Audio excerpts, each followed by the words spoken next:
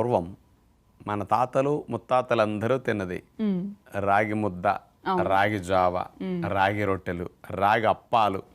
అంటే బియ్యం వచ్చేసరికి ఇవన్నీ మరుగున పడిపోయాయి. ఎందుకంటే బియ్యం అంతా మెత్తగా మృదువుగా ఈజీగా డైజెషన్ అవ్వడానికి ఇవన్నీ అట్లా లేవని, ఆవకాయ తిన్నా కాస్త ఫ్రైలు పులుసుల్లో తిన్నా తెల్లటనంలో బాగుంటున్నాయి కానీ రాగి అన్నంలో బాగోట్లేదని అందరూ ట్రెండ్ మారినట్టుగానే మొత్తం మారిపోయారు. పెరుగుట విరుగుట కొరకే అంటారు కదా. చివరికి అందరూ విపరీతంగా తెల్లటి బియ్యం వాడేయటం వల్ల దానివల్ల వచ్చే నష్టాలు ఎక్కువగా అనుభవించడం ద్వారా తెలిసి ఇప్పుడు అందరూ మార్పు చేసుకోవడానికి ఇష్టం చూపుతున్నారు.